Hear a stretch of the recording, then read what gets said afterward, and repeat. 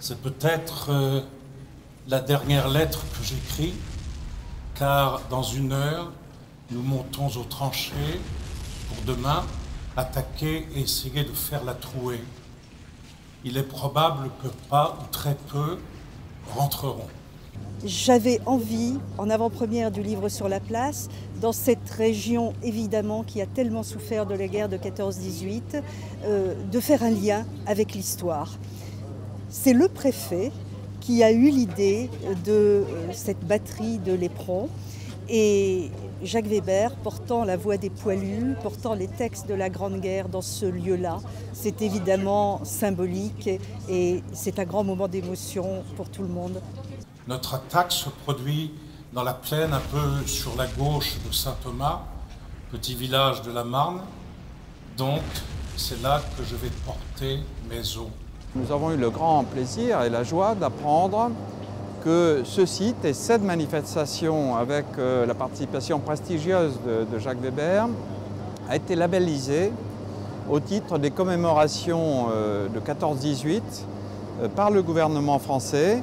Vous savez qu'il s'agit là de manifestations qui vont se décliner sur 4 ans et c'est l'avant-première en fait aujourd'hui. Jacques Weber, avec son immense talent, va complètement magnifier ce lieu et je suis sûr que nous allons passer des moments d'intense émotion. Chanter, rêver, rire, passer, être seul, être libre, avoir l'œil qui regarde bien, la voix qui vibre, mettre, quand il vous plaît, son feutre de travers pour un oui, pour un non se battre, ou faire un vers, travailler sans souci de gloire ou de fortune, à tel voyage auquel on pense dans la lune, n'écrire jamais rien qui ne soit de sortie. Ce qui est en jeu là-dedans, c'est quoi?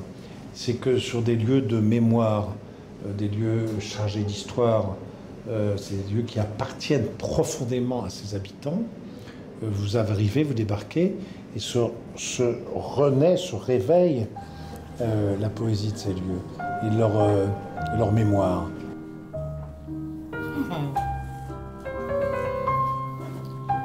On n'est pas sérieux quand on a 17 ans.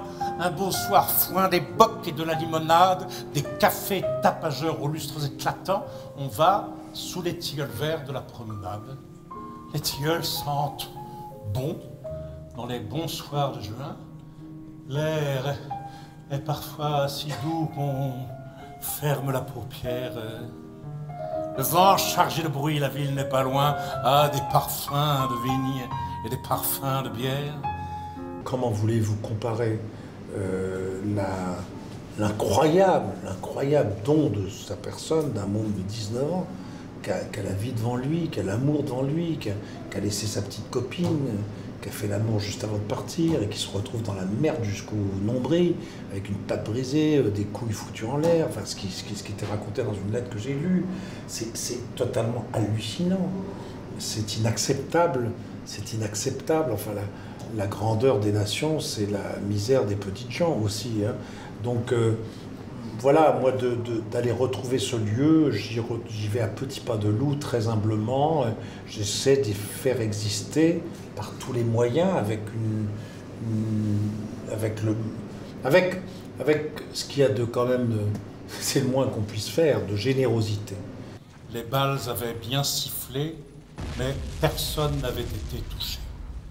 La rage de tuer est poussée par l'odeur de la poudre aussi bien que par les cris des bêtes féroces, car à ce moment-là, on devient des bêtes féroces.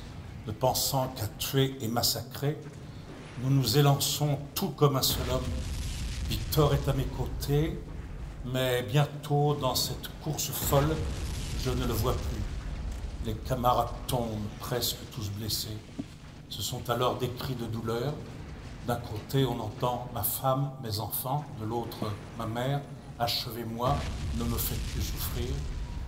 Fais parvenir cette lettre à la maison, afin qu'eux aussi connaissent ce que sont 3 jours de guerre sous une pluie de mitraille. Donne le bonjour de ma part à tous les amis et reçois pour toi une fraternelle caresse. Jacques Ambrosini.